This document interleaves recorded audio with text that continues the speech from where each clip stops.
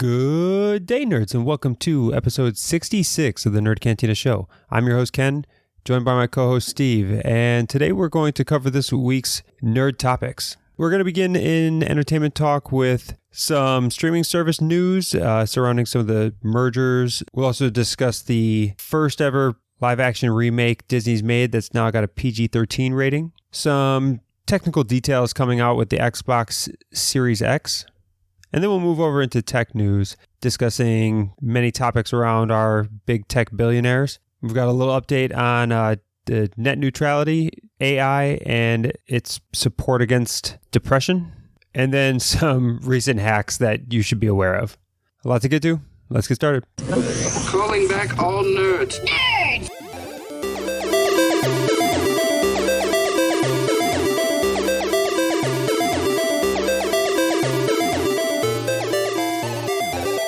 All right, and welcome back, nerds, to episode 66. And let's get started with this week's news by getting Steve a little triggered here, and let's talk about the batsuit debate continues. So we got that, we called it the red light special weird release that they did 2 weeks ago with the batsuit, and it's obviously apparent now that they did that because they were about to start filming on city streets. They knew the leaks were coming. They knew people were going to start snapping photos. So they at least controlled the first images that everybody got. And now we see the leaks. You get the stunt man riding the motorcycle with the batsuit. And Twitter's been on fire. Internet's been on fire about this batsuit debate. Yeah, people are like starchly either defending it or really hating on it. I still stand on the ground that I don't like it. I'm not shitting on the movie as a whole yet, but it just raises those same red flags that you get from a DC movie where they just overthink everything. Like people are coming back like, this isn't just like some batsuit. It's made from like 7 renditions of comic versions of Batman suits, and it's like, yeah, man, like they're painting by numbers. Our friend Dave said flat out, it's like picking your Russian bride from the catalog. Like, I want that hair, I want those eyes, I want these lips, and then you put it all together, and it's not going to come out as like this like great themed suit. Like, I don't understand what people are expecting. I've said it all along. I really don't care about the suit. Like, you can make a good movie with a shitty suit. I'm perfectly fine with it. Tell that to Val Kilmer, motherfucker. Tell that to fucking Val Kilmer. That is not what made the movie bad, right? It was a bad suit. But I think the suit, we'll see what the movie shapes out to be and what the purpose, how are they painting I'm not writing the movie off as a whole, right? Yet because of the bat suit, but it's like, come on. Like, this is we only know so much, and what we know is the suit looks like shit. So these are the things we know. A lot of people were harsh on Pattinson. Neither one of us were. We both said that let's see it. Could be shit, could be good. Let's let the dude act first before we shit on him. But this is something that's visual. It's the batsuit. This is all sheer visual. We don't need to really wait to know that when I first look at something, something's ugly when you like the second you see it. You don't have to let it marinate on your eyes. Like, you see something, and when you go gah, like it's bad, and that was the first reaction. I thought it's ugly, it's horrible, it's not as much tactical as it is. It sure as shit ain't practical. Yeah, well, I'm still. I'll wait and see what happens. I'm not passing too much judgment. It doesn't look spectacular, but I guess I think it could be a whole lot worse too. And if you're going to go with more realism in the movies, I think you got to get away from some of the traditional Batman suits. I did hear a story on the morning news this morning, I think it was, where they said, I think the stuntman is the guy who actually shared that video just because he knew, like, the internet was No going to way. shit on him, and Dude would be fired. No, I'm telling you, I think like I'm almost 100% positive on the news this morning. They said that dude leaked it himself because he knew that he was just going to get shit on by the entire internet. So he was like, "Yeah, I fell. Yeah, I fell. Here you go." They said it was a wet London morning. But I don't know. It just. I don't know what they're paying that dude, because I know friends who ride motorcycles, and I've seen people pull out of really squirrely situations and be perfectly fine. Like that dude seemed like, like your 5-year-old kid that's just learning how to ride a bike, and it gets a little loose on him, and he just hits the eject button on it real quick. You're like, oh, you could have pulled that out, son. Yeah, I mean, it's not like to be a stuntman, it doesn't mean that he has mastered every mechanical thing he's going to do. No, it just means he's expendable enough that if he gets hurt, we're okay with paying that workman's comp. Like, we can cover it. It's okay. So, yeah, I would be really still surprised if he was the one who leaked that. They pull stuntmen from like the same bum fights union. Yeah, you just got to find one that slightly resembles the same build as Robert Pattinson, and then that dude's not even close. Like, that dude's way bigger than Robert Pattinson. He's way bigger. But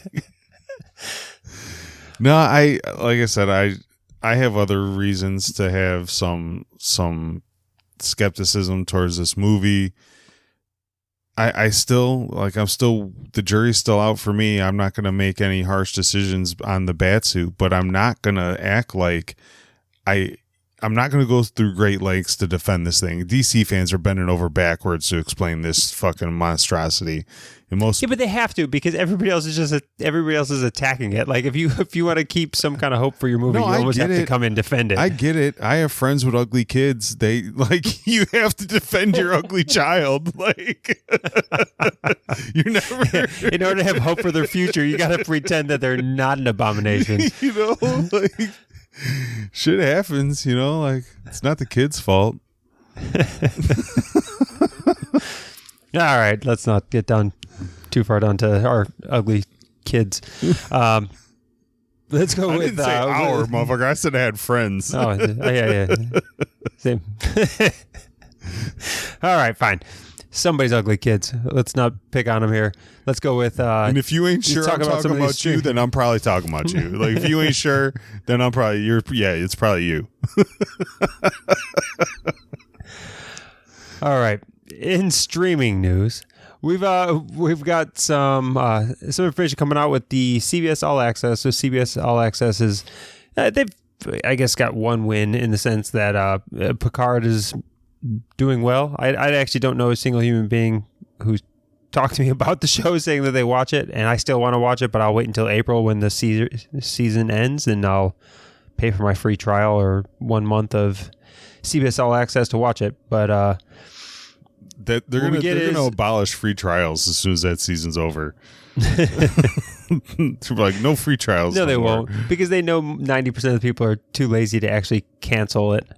There's a reason why I'm sitting on like 6 Audible credits, is because my free trial that I got 7 months ago. Yeah, they always get charging you for me one paid month. They always get you at least for one paid month.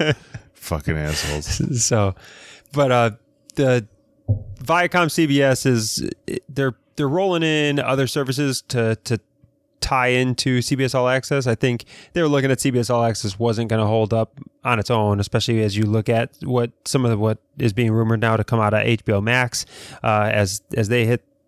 Peacock is rolling a bunch of other stuff into it as well. So CBS Viacom is now tying their CBS All Access with all of their house brands. So Comedy Central, BET, Nickelodeon, MTV, Pluto TV, and all of their Paramount Pictures properties that they've had. All of that's going to roll under CBS Viacom, CBS All Access.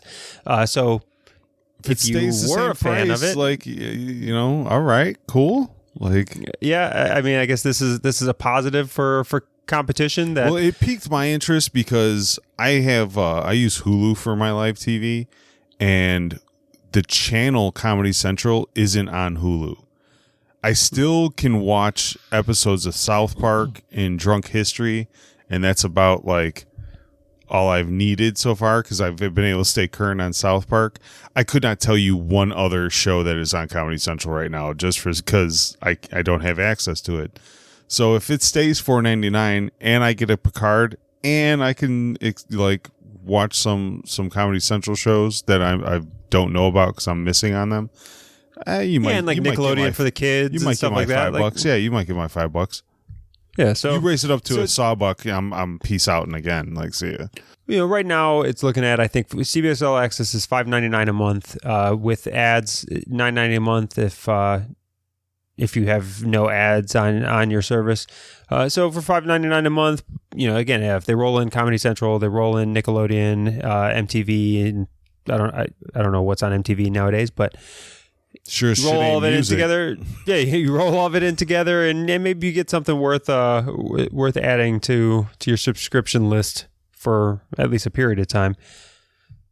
So you got that in streaming news as far as some positives, and then you also get, when we look at Peacock, one of the competing services that CBS All Access is trying to fight against, the Peacock is looking to acquire Walmart's Vudu video service, which I didn't even know about Vudu or what this is, but apparently only thing I know about Vudu is when you buy a Blu-ray and it comes with a free digital copy, you can choose what service you want to claim it on.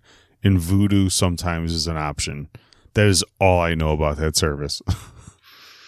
Yeah, so they're looking to buy Vudu, which is going to allow them. Vudu also owns rights to some other movies and some other a catalog of movies that are out there. So it will give them some movies to add into it, as well as the infrastructure to add into the Peacock streaming service. That goes along with Fandango Go, which I guess Fandango is already owned by Comcast. I wasn't aware of this. And Fandango Go has another kind of movie streaming service. You can buy movies through it, not just using Fandango to buy your movie tickets when you go out. So Fandango now, combined with Vudu, all rolls under Peacock, just gives more movies and things to this NBC tier as you see that they're getting ready to roll out their Peacock service. I don't remember exactly when that's coming out, but it's coming out here in the next couple months. There needs to be like a phone release app that tells you what like there's like 6 companies that own everything. So like there really needs to be a phone app that just lets you know, like, oh, you bought something from this person, it's going to one of these 6 evil corporations. Like you think it's just this like innocent, like, hey, I'm Fandango, I hope you get movie tickets and I keep you informed on movie times. Like, no, you're just giving more money to a blood-sucking, provider. Yeah, I mean, it seems that everything kind of converges to just a few companies at the top, especially in the entertainment industry now. You see it definitely in the tech industry, and the entertainment industry is no different. Everything kind of converges to just a handful of major studios or telecom companies like Time Warner, Comcast. Seem to own everything. Yeah, what always blows my mind about Comcast and Time Warner is that they have like this handshake agreement that there's like a certain line across the country that they don't cross. Like, look, you could have that side of the country, we'll have this side of the country. We'll just rape the country together. You don't fuck with me. Like it's like the worst. The worst consumer gangbang you could ever possibly imagine. Like, you stay over there, just don't touch me. I'll be over here, and let's just take all this fucking schmuck's money. Yeah, and then they're only really classified as not being a monopoly because there's competition. Because there's 2, and there's competition with Dish TV and. DirecTV and who buys those things? The Wow network. Yeah. But in the end, that's the end of our streaming news. As far as just talking about these upcoming mergers and services being provided, we've got some news. We get the rating of the Mulan movie being the first ever live action Disney remake movie in all these series of remakes, getting that PG-13 rating. Kind of had to see this coming, right? I mean, yeah, it's not surprising. I mean, it's not that surprising, and I'm still looking forward to this movie. I guess this makes me look forward to it more because they got rid of the songs. It's not supposed to be a musical. It's telling the Mulan story, but it's not following the same formula as all the other Disney remakes, where it's pretty much just the same exact thing. Maybe they add in one new song. Yeah, they're trying to make a real movie. Like they're actually going to make a real movie about it. So I like it, and the fact that they committed enough realism and violence to this thing to make it PG-13 is interesting to me. Let's do it. Yeah, they gave up on being able to consider it like the family. They gave up the family movie genre for like an actual no, it's a movie. Not that does anybody really pay attention to PG-13? Are you not bringing your 10-year-old because it's PG-13? Like seriously, does anybody care? It's like R or not R, right? Yeah. For real, let's I just don't see parents really giving a shit. Like as long as it's not R, your kid's coming, it. Yeah, I don't think it deters anybody. The only thing it does is just signal to people like us that it's slightly more mature than the average Disney movie, and motherfucker's gonna get stabbed. Maybe that's worth watching. I don't know. That's what I know now is somebody's taking an arrow to the chest for sure, and a close-up shot, and it's not gonna be with rainbows and sunshines and flower petals. But that's all we got on that. Let's move forward to I guess this is really your topic here, as you're the Xbox Series X guy, and looking forward to this. We get some new updates or new news on some of the technical specs coming out of there. Yeah, I'm looking forward to pre-ordering this motherfucker. This thing's going to be bad. So they're talking 12 teraflops of processing power. I mean, I somewhat understand that. I somewhat. Let's say they're just making shit up now. Well, so what I do know is that PlayStation's rumored to only have 9.4. So the PS Pro is at 4.6, I want to say, and the Xbox One X is at 6. So they're keeping up with being the more powerful machine. What comes with that kind of processing power is 120 hertz frame rate. So we've said it before on the show that's really what I care about now is frame rate. So the fact that some of these games, if you have 120 FPS TV and they developed the game to have that frame rate, some of these games and cutscenes they're gonna be mind blowing if you're able to take full advantage of that. There were a few specs that I don't know or understand anything about. I'm not going to claim to be a total tech geek, but backwards compatibility is still up. So anything from the original Xbox to the Series X is going to be playable. One thing they announced too is that if you own it for the Series X and there's an Xbox One version, you get them both. So if you go to your friend's house and you have the game downloaded, but you downloaded it for Series X, but you want to play it at your buddy's house and he's only got an Xbox One, that it'll still work. You don't have to buy a secondary game. Cyberpunk came out and announced that too, is that if you buy it for Xbox One, because Cyberpunk comes out pre Series X. If you buy it for Xbox One, you get to play it for Series X for free when that comes out. And these are the kinds of things that really keep me loving Xbox. You can rest your laurels on all your exclusive games all you want, but to me that's only gonna last so long. I don't see exclusivity being the thing that drives gamers to consoles for very long. But the fact that they care more about the consumer, I think, by doing shit like this. They were first to backwards compatibility. They were spearheading cross-platform, and now they're doubling down on being able to play your games wherever you want, on whatever you want. Like, that's the shit that really kind of impresses me with an Xbox and always keeps me a loyal Xbox purchaser. They haven't released a price tag yet, right? $4.99 bare minimum. Yeah, I think so. I just know that they haven't released it yet. PlayStation was holding out, or they're trying to hold out, releasing their price point, really waiting on Xbox to say something. And I think that, the rumors are PS5 is going to be the $4.99 price point for their base model.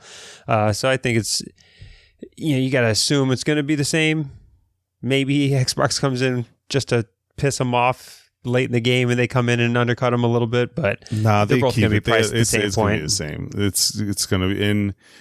If it ain't $4.99, it's gonna be $5.99. Like, it ain't gonna be cheaper than $4.99. That's one thing I could definitely put money on.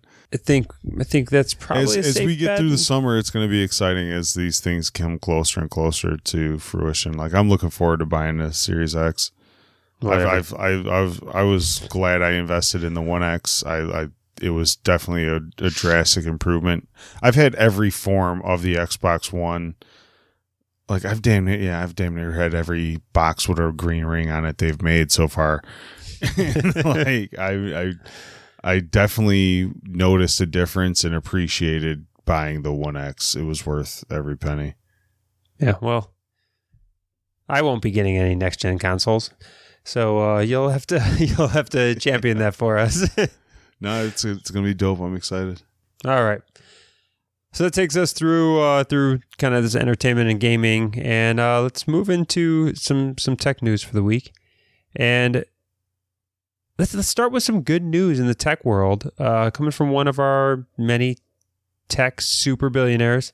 This first story comes from the richest man in the world, and that's Jeff Bezos, and he has committed to spending $10 billion in the fight against climate change.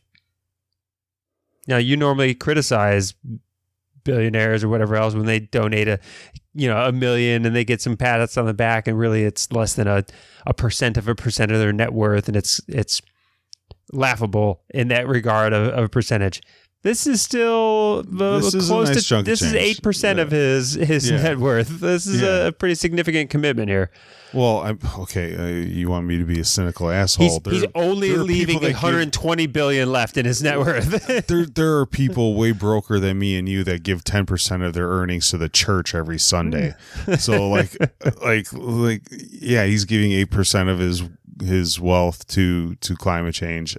Good job. I appreciate that. I do. You do kind of have to take it. So there's a lot of people shitting on him at the same time, just because people like to shit on everybody, and they're quantifying his effects on climate change with Amazon, with the amount of plastic they put into the world, in the amount, so it's like, you've made hundreds of billions by raping the planet. Because you give 10 of it back, is that really absolve you of your carbon impact on the world? Like, it's fair. I mean, it is a fair criticism. I'm not on that boat necessarily, but when people bring that up, it's just like, touche. Yeah, I mean, it's legitimately a fair criticism, though, to say that you're going to commit $10 billion of your personal worth to combat climate change. Yet you're not running a company that is committed to doing everything to reduce your footprint or reduce your impact. That's not a part of their business model. Honest to God, I would rather him take that $10 billion and buy, $10 billion worth of electric vehicles. I see these Prime vans driving all over the motherfucking place every goddamn day. Like, what I mean? Like, take $10 billion and invest in fucking Tesla trucks or some shit. Like, I don't fucking like that. To me, that would I would appreciate that better. Like, we're not just gonna donate $10 million to a bunch of random charities that are going to possibly squander a big chunk of it, see minimal impact or anything, but say flat out, we're going to invest in a long-term solution so that Amazon's carbon footprint isn't as big, and we're going to take our, $10 million of my personal funds to do so. And you figure that's probably a better deal. You get to invest in your own business, and you get the same PR but in all actuality, it probably impacts the globe better. Let's say if Amazon started turning the screws to, let's say, these Chinese manufacturers and other companies that have extremely horrific, kind of, ways of doing business and manufacturing or whatever else. So let's say Amazon just said, anything that comes from your companies is not going to be allowed on our platform unless they're at a certain level or a certain, environmental impact. If you want to take it that way, that's fine. Because I'm looking over our outline here, and I think it's one of the first weeks in like 3 months we don't have a fuck China segment. Yeah. So like you want to invoke a fuck China kind of subtext right now? That's fine. No. We could go ahead and do that and say, yeah, he could take $10 billion and tighten the screws on Chinese manufacturing so that the fuck carbon. There's a lot of things that you could do with that $10 billion. I don't know what he's going to do with it that's going to actually make anything better. Me neither. But I guess it's still a good commitment. I still say, pay your taxes. Pay your taxes. Pay your company's taxes. Pay let's be a part of that too.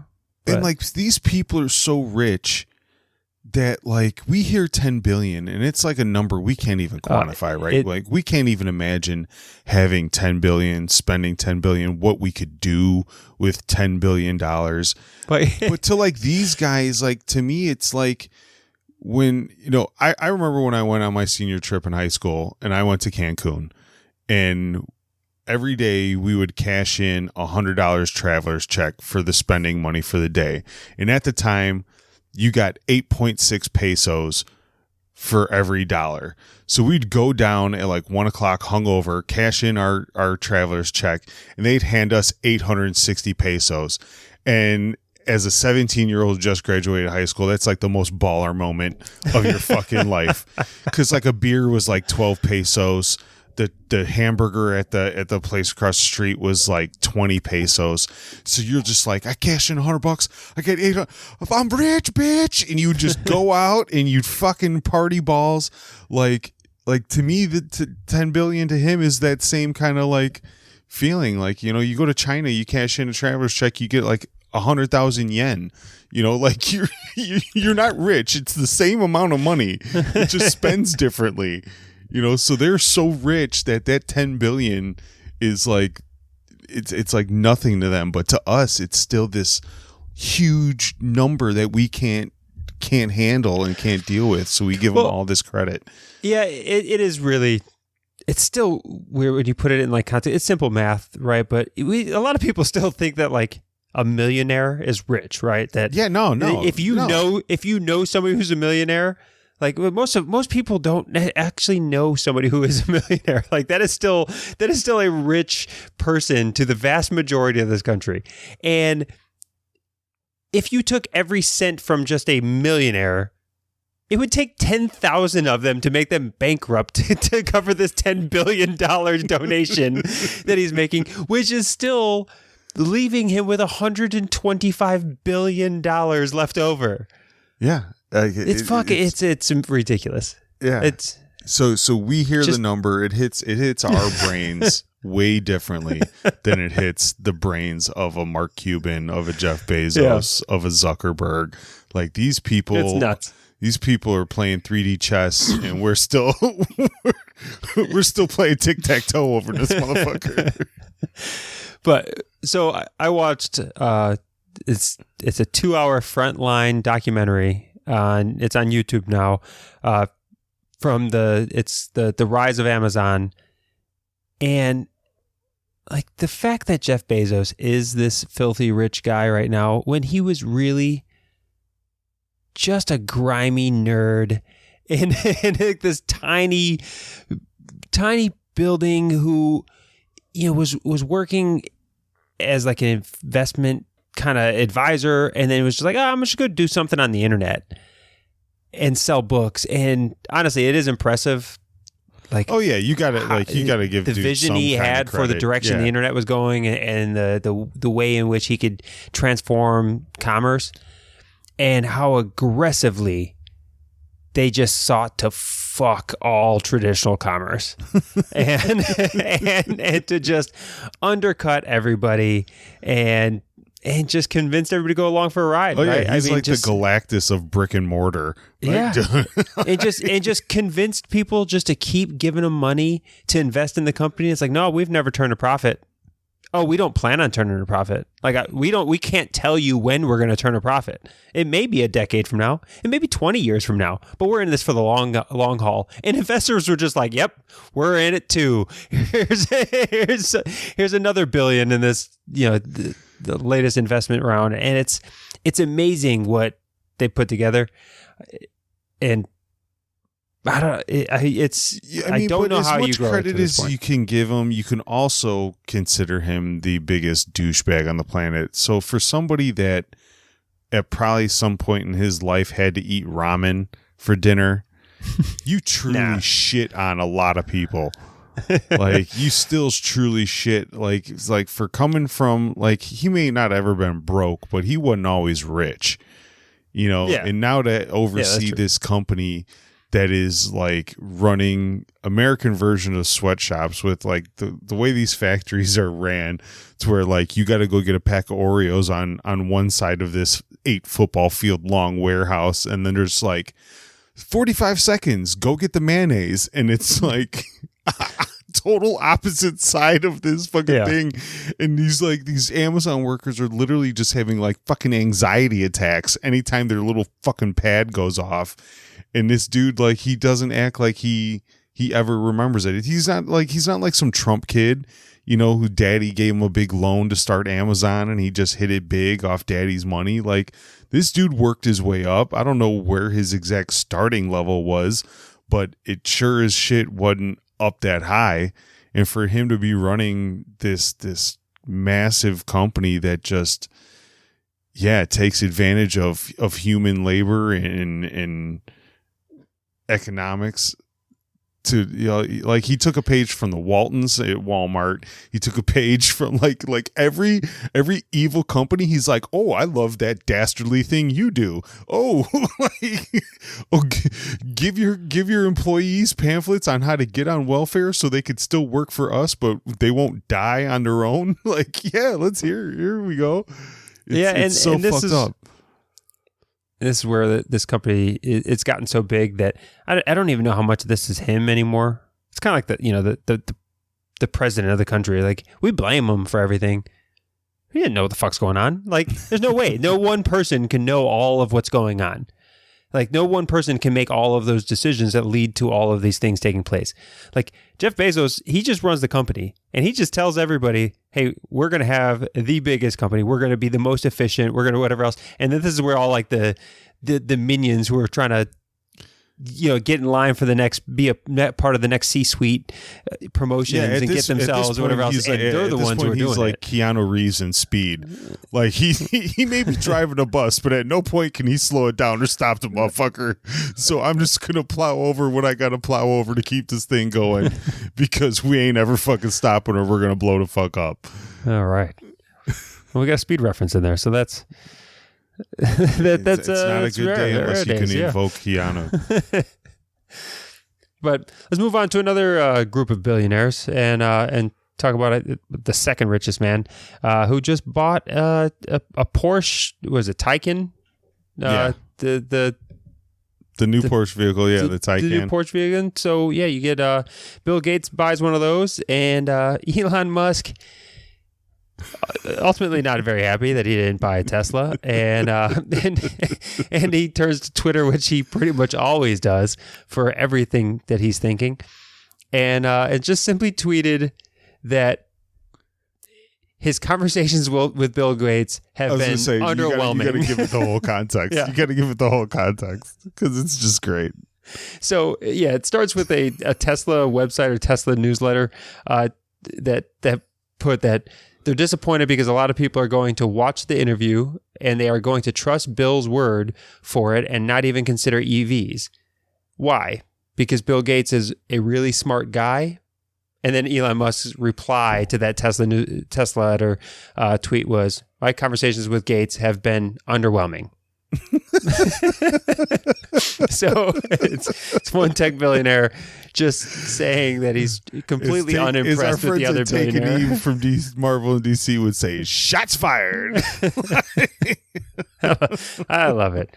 It is great because it is such like just this shitty jab. Like, this is how rich nerds, make fun of each other and take shots at each other. This is beyond great. And in all honesty, I kind of like, I'm still going to side with Musk on this one. Is for as smart as Bill Gates is, I'm sure, he came in at the right time to come in computer programming, and he made the most widely used UI in the world. But like when it comes to actual innovation, I don't know how much dude's really done. You know what I mean? Like Elon. Wait, Elon makes. Did you say you don't know how much innovation Bill Gates is responsible for? Since the 80s? Not that much. I think dude peaked in the 90s. Like, I think dude peaked. I would, again, he was the head of Microsoft. So you got to give him credit for everything that Microsoft is doing. You just touted your love for Xbox and everything else. Like, all of this falls in the arm of Microsoft. Yeah, but that's not Gates. Gates didn't make the Xbox. He funded it. Gates didn't develop the Xbox. He funded it. He hired people to make the Xbox. It wasn't. So there is more his thing. When we look at Elon is truly still an engineering CEO. Like, he still is an active part in driving the technology or whatever else. Like, when it comes to actual innovation, drive technology, but yeah, he stepped more into a CEO role. He doesn't seem to still be. So when he makes a statement like that, I can see it being a factual statement that, like, this dude that makes flamethrowers on his fucking spare time isn't impressed by a guy who made the original Windows and really hasn't dabbled in much since the mid 90s. Like, he at one point he just got so rich he just started being a huge philanthropist. Now, I'm a fan of Bill Gates. I'm not trying to shit on Bill Gates. I'm siding with Elon. Like, yeah, no, he's no Elon Musk. And this might come from the fact that I'm currently reading Outliers, and that book really made it seem like all these assholes were just born at the right city in the right decade and went to the right school, and that if any of us had the parents of Bill Gates, despite how dumb or smart we are, we'd all be in his fucking position right now. I don't think that's what the point of the book is. It may not be the point, but that's why I took away from it. But there's definitely some of that, right? There's definitely some of the fact that sometimes you're just handed circumstances that allow you to succeed. And yeah, the tech industry, when you look at Steve Jobs, Bill Gates, everybody who was these big tech pioneers, they were all born within months of each other, all came into computing around the same time in the same kind of manner, had access to computers at a ridiculously young age when computers were like limited only to college professors and people who were making them at IBM or whatever else. So they lock us in those, like, what are they? Those mystery rooms where you get locked in for an hour. You got to get all the clues to find out. I can't remember what the actual terminology is of it anymore. I even did one. Yeah, the escape rooms? Escape rooms. You give us teams of 2, and me and you are captains, and Elon's on one side and Bill's on the other. I'm taking Elon every fucking time. Every fucking time. Okay? Let's just put it like that. I'm taking Elon every fucking time. Yeah, I'd go with that as well. So you could take the guy who designed the flying toaster screensaver, and I'm out. Okay? While we're still talking about Elon, I guess we can and Teslas. Maybe Bill was just smart enough to realize that he didn't want to be riding around a Tesla that's speeding down the road because it's tricked by a piece of tape. As that's the latest story that we get is just some simple 3 inches of electrical tape is tricking Teslas into speeding as they read the speed limit signs, and somebody's turning some digits into 50s, and these cars are speeding through neighborhoods. What's fucking funny is I bet Elon right now is trying to find the kids that figured that out and hire them. It's possible. Yeah, I'm not doubting. You know, these kids are taking the 6s in 65 mile per hour speed zones, and they're black taping it so it's an 85 rather than a 65. And all these cars are getting caught speeding and getting tickets. Like, that is like the ultimate nerd troll I think that you could possibly do. And to tell you the truth, I could see Elon being like, who did this? Who did this? You? You're fucking hired. Yeah, but come on in. I'd like to know, what is the driver doing when they're going through a 35 mile per hour zone and they're doing 85 because somebody just turned a 3 into an 8? And like, yeah, I wasn't thinking like 85 and a 35. You would hope that you would grab the wheel and pump the brake yourself, but like 65, like you could take a 6, make it an 8 really, really easily, just as easily, and like you might not notice that your car's doing, you know, that fast on its own. Like that, that's a good blend, and it's a, you know, anything over 19 miles per hour over speed limit's a felony. Yeah. So what the story was that they were taking like 3 inches of tape, and they were extending the center portion of a 3 on 35s. They weren't even connecting it to make it look like an 8. So regular drivers, human drivers, would look at it and still see a 35, but the Teslas were reading that extended center of the 3 as an 8, and they were doing 85 and a 35. That's ridiculous. Yeah, how do you let that happen as a human?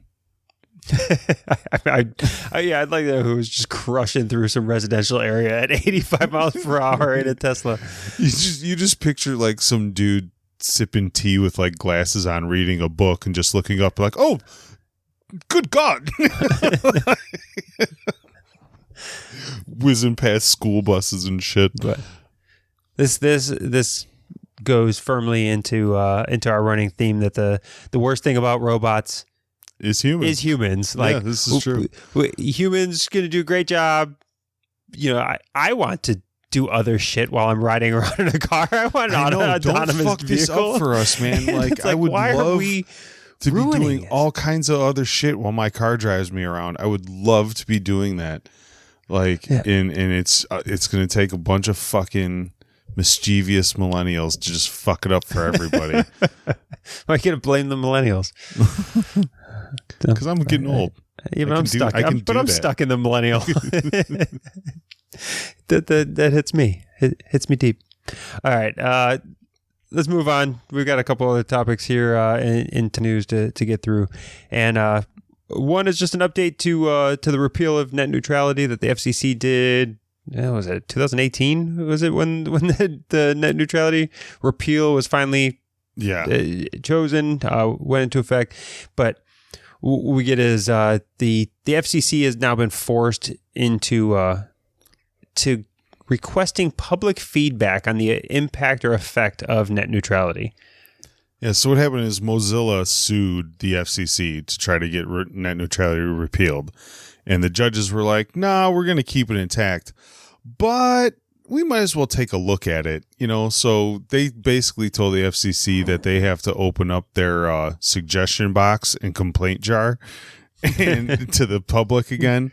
And now people could take a look at it because now that it's been enacted, they want to know if there have been any repercussions. And some of the things that have come out of these stories are quite interesting. Not that I think that it's going to get the FCC to change anything, but nope.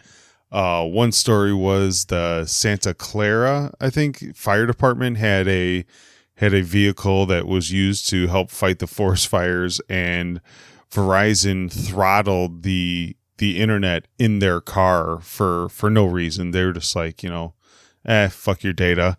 And they throttled the internet, you know, in firefighting capabilities of the Santa Clara Fire Department.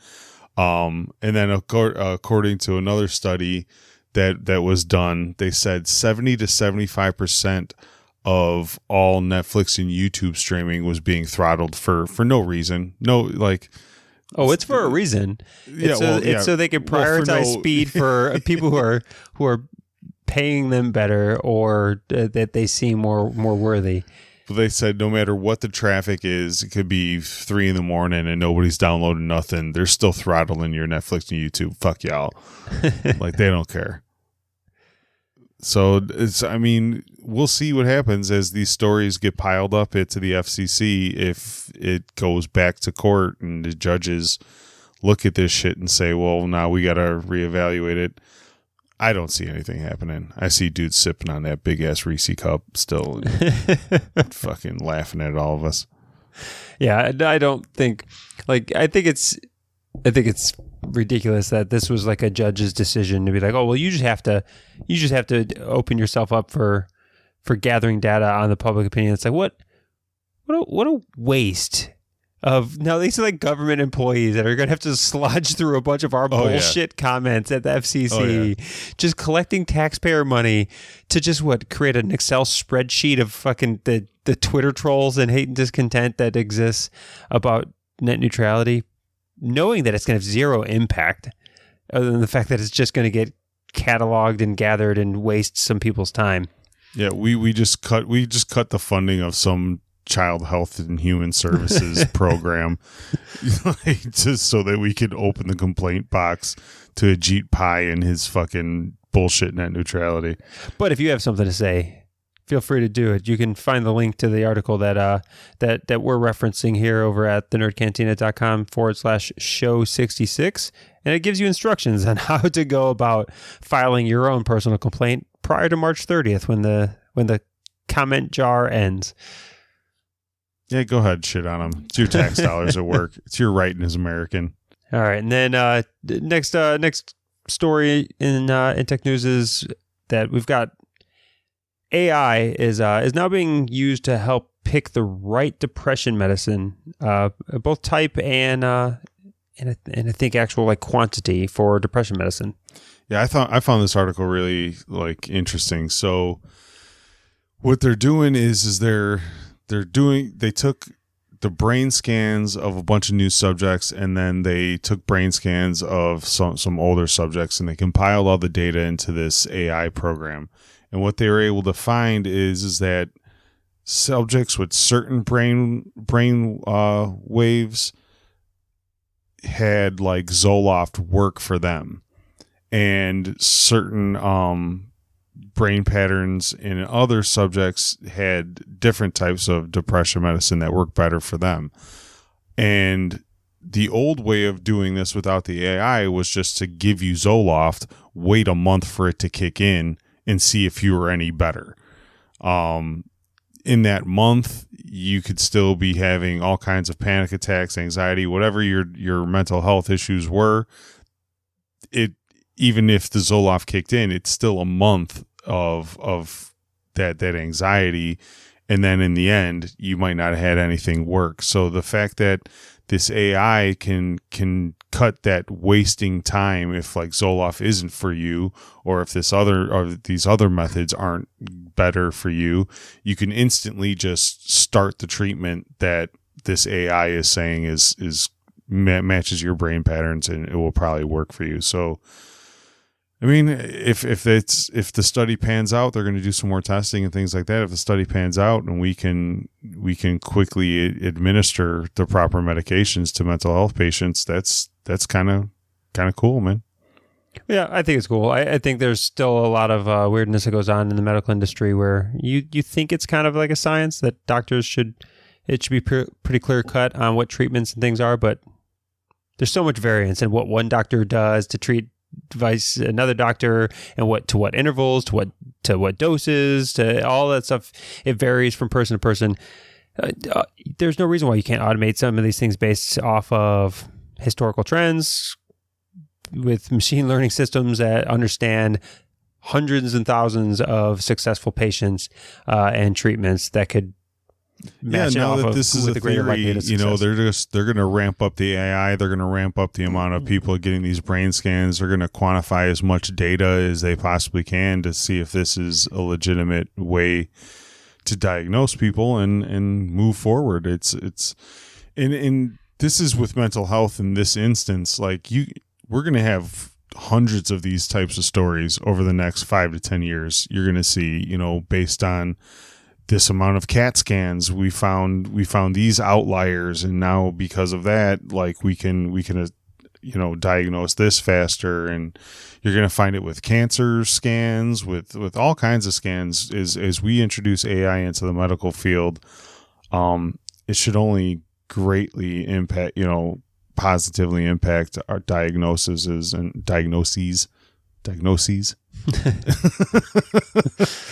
gonna help the medical community. Will it drop prices at all? Fuck no. Fuck no. Like we're all still gonna go bankrupt from this shit, but at least But at least you could have your mood properly altered by the prescriptions as you're heading down despair. All right, and then I think we got a little bit left. We got this is just a quick kind of PSA in the sense of this comes out of Forbes.com, but PayPal had a critical login hack. So this isn't necessarily a hack in the system, but it was found as an exploit. Many of us use PayPal. I think the vast majority of us have a PayPal account, whether we actively use it or not to transact on a monthly basis or not. But most people have some kind of PayPal account, and PayPal was found that they had some critical login hacks in the sense that there's a lot of old passwords and things that exist on the dark web that you can go buy for $1, and the ability to even use those normally had limited utility because most of these financial websites and stuff that you would want to try to exploit and steal somebody's bank account information or financials. They were all pretty protected. Well, PayPal was found that it wasn't very well protected, that people were able to use these old systems, and where PayPal should be having better authentication to prevent people from just using old credentials to get into accounts. There was some pretty simple workarounds to get around that. Now that it's been brought to light, it should be bypassed. One of the best ways it says to do so is to turn on two-factor authentication, to ensure that you have two-factor authentication, which makes it incredibly difficult for somebody to take old credentials, to log in from a different device, to in any way take old stuff and gain access to your accounts and purchase whatever or transfer money out of your PayPal balance or whatever it happens to be. So make sure you understand that get in there, turn on two-factor authentication to any of your financial systems that you're involved in. PayPal, we know that there's a current exploit that's out there. And again, like as you just keep saying two-factor, I just in my head had this scene going on of some dude in overalls and no shirt on a chair just going, "Hey, Ma, we need to turn on our two-factor identifications so we don't lose our monies, Ma." Well, first I want to say, if Cletus is listening to us today, welcome to the Nerd Cantina, and I'm glad you're here. Go ahead and send us an email, and we'll help you get set up here. But yeah, there still is in the security world. There is a big education gap that exists. It's not clearly explained. And these things should become, I've said it before, I think two-factor authentication, stuff like that, it just shouldn't be an option. People should just be forced to do it and figure it out. Same as when people were up in arms when they all of a sudden had to start typing in numbers and characters into their passwords. And they're pissed off that they can't just... What the fuck is this character? What the fuck is a special character? I don't know what a special character is. What makes it so special? And like, I get it. But it became the standard, and now everybody just knows to just close your eyes, hit the shift key, and just start mashing numbers, and you'll be okay. Like we progress as we force people's hand. Two-factor authentication should be something that's forced on consumers. Yeah.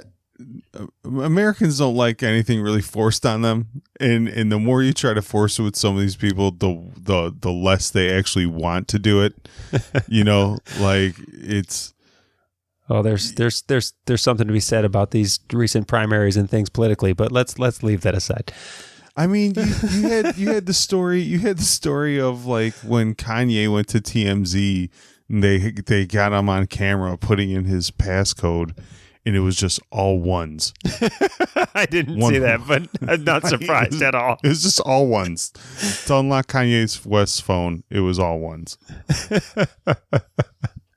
So, like, I mean, people, you can hold their hands, but it's not going to work all the time.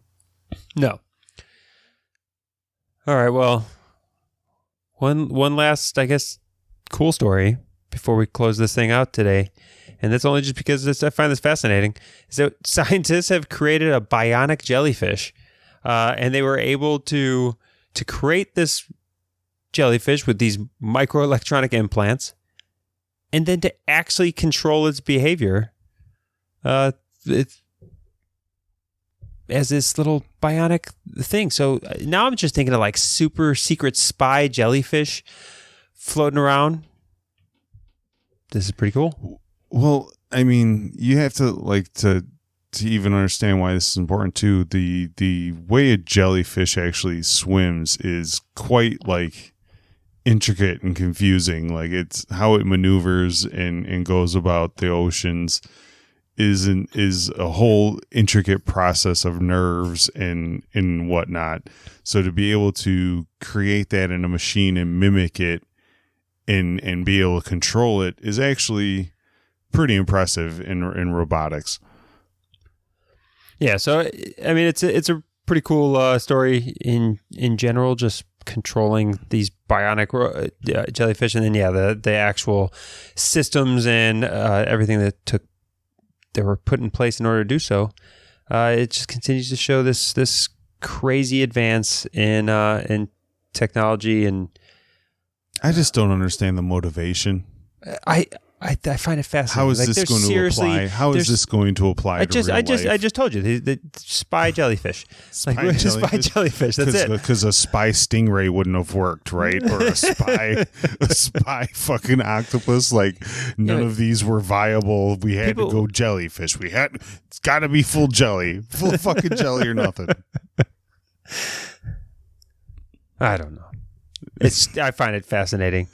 I find it fascinating that we're capable regardless of the utility of it. It's still fascinating. The what we did is cool. You know, the how they did it is probably cool. The why they did it. The why is just puzzling to me. I don't understand. And I can provide you no context to that. So, with that said, that's the end of this week's Nerd News. Yeah. I didn't go see a movie last week, so there was no review last week. I am going to go try to see the My Hero Academia movie this week and put up a review on that. But we got C2E2 coming on Friday. This is going to be a pretty crazy weekend for the Cantina. We got our book reviewer, Megan McCarthy-Bianc, going in and interviewing a bunch of authors. I have reserved seating at a few panels. I've gotten the emails. I'm still trying to lock down my schedule. I have a lot to cover, and that's just with the people sending me emails. Once I walk into the con and I run into God only knows who doing God only knows what and book all those interviews, it's gonna be a crazy weekend this weekend. So I was gonna take the week off, but pretty popular anime movie comes out on Wednesday, and I feel kind of obligated to our anime fans in the group to at least go see that one. Well, I'm looking forward to hearing all the stories from C2E2. We had some great interviews that came out of it last year. For like the three people who started from episode 1 of the Nerd Cantina show. It started last year in response to C2E2 as all of the interviews and audio and things that came out there. We wanted a place to put that and a place for us to talk. So we're now coming close to our year mark as a podcast here, and C2E2 should bring some great content, some great interviews, and always some interesting insider stories coming out of there. Yeah, no, I'm looking forward to taking the experience that I had last year and building on that. I think my interviewing skills have gotten a little better. I think I have a better kind of game plan going in of what I want to accomplish, how I'm going to accomplish it. I bit off a little more than I could chew last year. Well, maybe in the C2E2 recap this year, we can talk over the favorite interview that didn't happen last year. Yeah, man. Which I don't think we ever talked about. We never talked about it online. Podcast. Yeah, we never talked about it. Maybe we'll just do a separate Cantina conversation about that whole fucking story, because that was Jesus. That was horrible. 2 hours of my life down the toilet in a press room, being schooled on why I shouldn't call women females. Well, if you want to hear that, just stick around and subscribe to the podcast, as we will cover that here in the near future. And I might put that on as a Patreon exclusive. You want to hear about my horrible fucking life? Give me $1. Oh man, we really should. We should put. All right, we'll talk about. We're going to talk about that in the coming episodes. We're already long enough, and I know if we go down this rabbit hole, that's 15 minutes of talk. So, hey, thank you for listening to episode 66 of the Nerd Cantina Show. We're still loving what we're doing here and loving the community. So please join the community over at thenerdcantina.com/community, or just look for us on Facebook for the closed group. Join us over there as we're hovering right around 500 members right now, and it's a good engaged community that just talks over our fandom and our own nerd interests. Yeah, and hit that share button while you're at it. Yeah, why not? It's not that hard. It's free. It's free. Nice little gesture. All right, well, with all that said, thanks again for listening this week, and we'll talk to you next week. Take care, nerds.